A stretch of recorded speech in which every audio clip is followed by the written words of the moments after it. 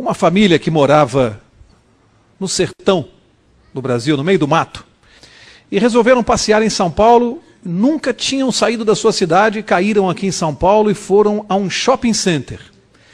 Imagine, ficaram deslumbrados, né? Nunca tinham visto aquilo, nunca saíram do meio do mato e entraram num shopping center em São Paulo.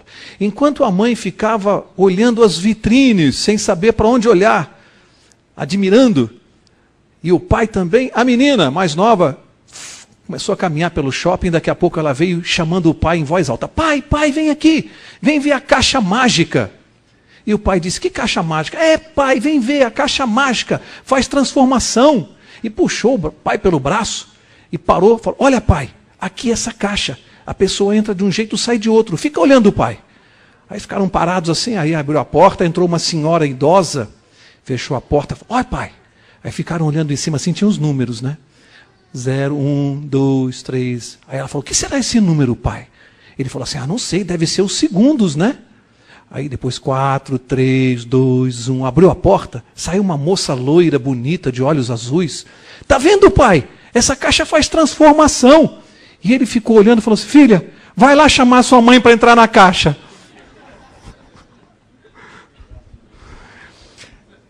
Vocês sabiam que por trás desta brincadeira, vocês sabiam que isso vai acontecer de verdade? Sabiam? Vamos ver na Bíblia se é verdade isso que eu falei ou não. Vamos ver? Abra lá sua Bíblia no livro de 1 Coríntios, capítulo 15. 1 Coríntios 15. E vamos ver a promessa de Deus para nós. E essa transformação será uma realidade na nossa vida. 1 Coríntios 15, verso 51.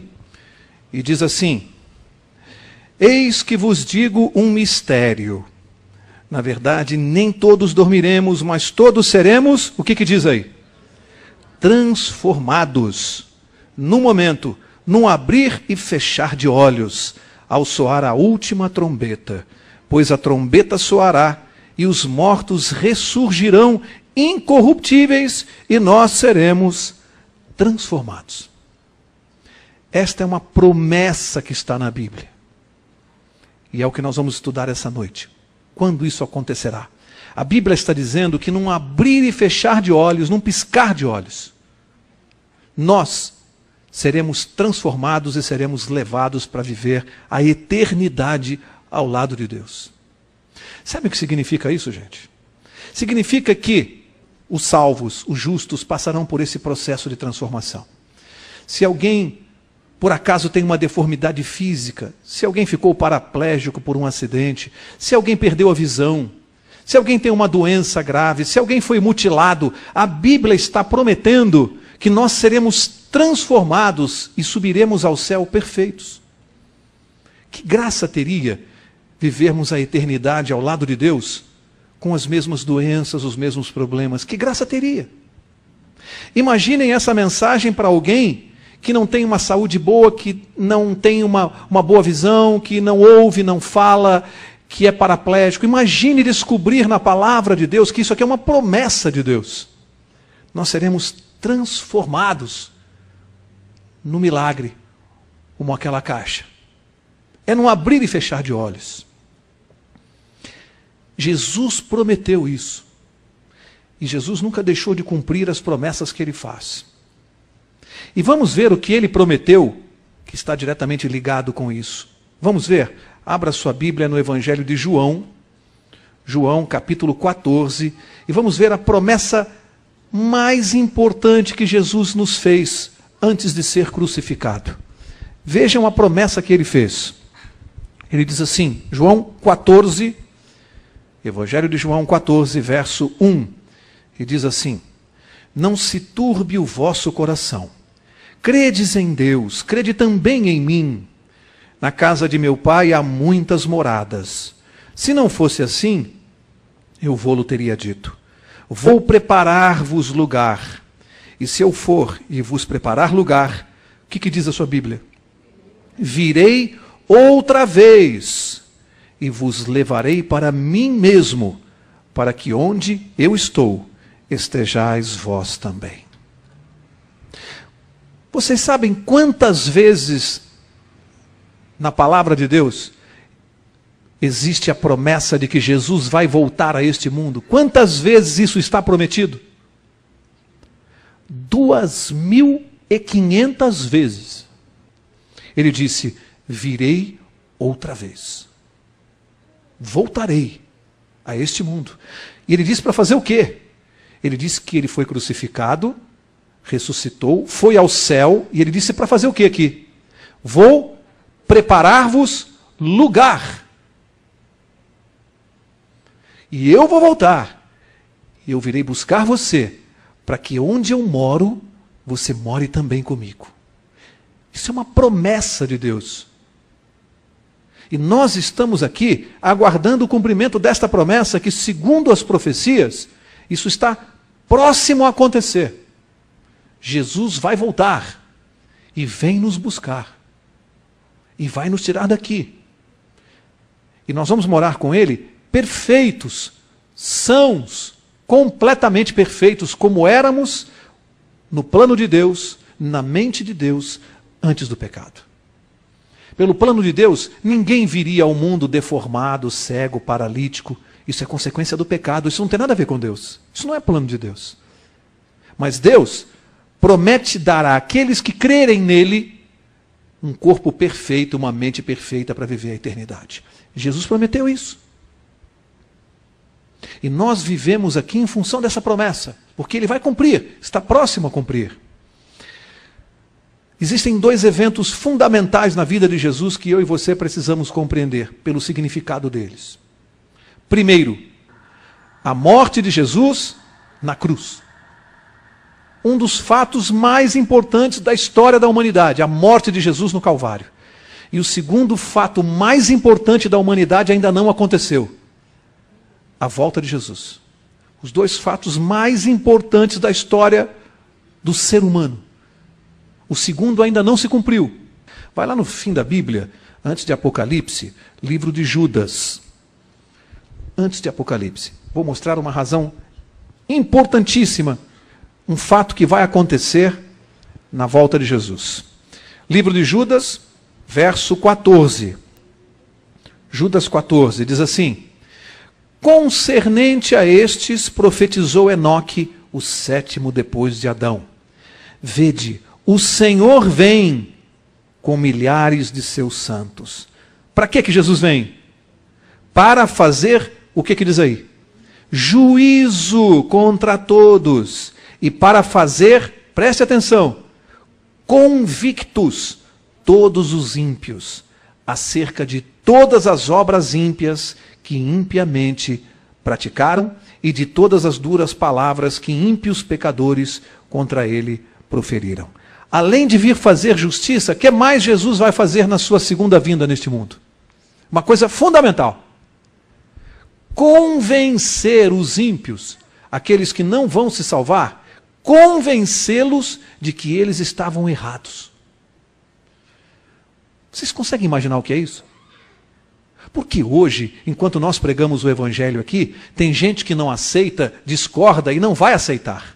O que a Bíblia está dizendo é que quando Jesus voltar, não vai haver mais dúvida, e as pessoas que não vão se salvar estarão convencidas de que estavam erradas. Deus vai revelar a sua justiça e vai convencer os pecadores do seu erro. Isso só vai acontecer, esse convencimento dos que não vão se salvar, só vai acontecer quando Jesus voltar. Significa que aqueles que vão se perder, perderão a eternidade. O pior de tudo para eles, o pior de tudo não é perder a eternidade só, é perder e descobrir que estavam errados. Já imaginaram? Já imaginaram? Jesus aparecer e eles descobrirem: ele existe mesmo, ele era quem ele dizia ser, ele era Deus, e eu não acreditei. Vai convencer os pecadores. Olha a importância da segunda vinda. Vejam a importância disso. Agora, a pergunta que nós deixamos para responder nesta aula: como Jesus vai voltar? Porque para quem nunca estudou isso na Bíblia, e era o meu caso, a primeira vez que eu ouvi falar disso há 10 anos atrás, quando alguém me falou, Jesus vai voltar, na minha cabeça ficou uma confusão. Primeiro, eu nunca tinha ouvido isso. Segundo, eu pensei, mas como vai voltar? Vai aparecer na Praça da Sé? Vai aparecer nos Estados Unidos? Ele vai voltar a pregar? Ele vai ser crucificado de novo? Como é que é isso? Jesus vai voltar? Como vai ser isso? E a Bíblia vai mostrar para nós essa noite como vai ser isso. Como isso vai acontecer. Acompanhem comigo. Antes de acompanharem, teoria do arrebatamento secreto. O que vem a ser a teoria do arrebatamento secreto? O que vem a ser essa doutrina? Eles dizem assim, Jesus vai voltar, mas a volta dele será secreta. Nós estamos aqui conversando, trabalhando, andando, e de repente algumas pessoas, eles dizem a igreja, os salvos, o arrebatamento da igreja, será secreto, ou seja, nós vamos sentir a falta das pessoas que vão ser arrebatadas para o céu e nós vamos continuar vivendo aqui. Eles dizem isso. O arrebatamento secreto, o arrebatamento da igreja. A igreja de Deus será arrebatada sem que nós saibamos. De repente você vai sentir falta de parentes, de amigos. Pessoas vão sumir, foram arrebatadas para o céu. É a doutrina do arrebatamento secreto. Vamos ver de onde esses irmãos, que nós respeitamos, irmãos sinceros, vamos ver no que se baseiam para esta doutrina. Abra sua Bíblia no Evangelho de Mateus e vamos ver o verso que eles mais apontam. Mateus capítulo 24. Mateus 24, verso 39. Mateus 24, verso 39. E diz assim, vamos ler do 38. Mateus 24, 38. Diz assim, pois assim como nos dias anteriores ao dilúvio, comiam, bebiam, casavam, davam-se em casamento, até o dia em que Noé entrou na arca, e não o perceberam, até que veio o dilúvio e os levou a todos. Assim será também a vinda do Filho do Homem. Está falando da volta de Jesus. Agora, olha o verso seguinte. Aqui eles se baseiam. Diz assim, então, estando 2 no campo, será levado um, e deixado o outro. Estando 2 moendo no moinho, será levada uma e deixada a outra. Neste verso eles se baseiam e dizem assim, está vendo? Um será deixado e o outro será levado. Arrebatamento secreto. Uns ficam e outros vão. Vou mostrar a vocês o perigo de criar uma doutrina em cima de um verso. Nós sempre dizemos isso aqui. Nunca se cria uma doutrina em cima de um único verso. Porque um único verso mal interpretado pode ter outro sentido. Nós vamos ver que o sentido desse verso não é este, pelo contexto dele, e vamos ver pelos outros versos bíblicos que não pode ser assim. Qual é o nosso método de estudar a Bíblia? Um verso explicando o outro. Toda vez que um verso se chocar com outro, a interpretação correta é aquela que se harmoniza com todos os demais versos. Essa é a interpretação que se deve dar. Quando a interpretação se choca com os outros versos, não é a interpretação correta. Então, primeiro eu vou mostrar que o contexto não diz isso, o contexto desse verso. E depois vou mostrar por outros versos que não pode ser assim. Então vamos ver primeiro o contexto. Leiam de novo comigo atentamente o verso 39. Vamos ler de novo. E não o perceberam, até que veio o dilúvio, e o que diz aí? E os levou a todos. O que a Bíblia está falando? No tempo de Noé, Noé pregava a advertência, as pessoas não aceitaram, ficaram brincando, não deram importância, continuaram vivendo a sua vida, até que veio o dilúvio e levou a todos. Todos morreram no dilúvio. Apenas se salvou Noé e sua família, que ficaram dentro da arca. A Bíblia diz, o dilúvio veio e os levou a todos. E aí diz, assim será na vinda do Filho do Homem. E aí vem o verso seguinte.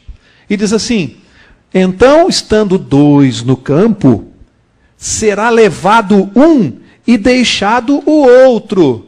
O que está falando aqui? O dilúvio veio e fez o quê?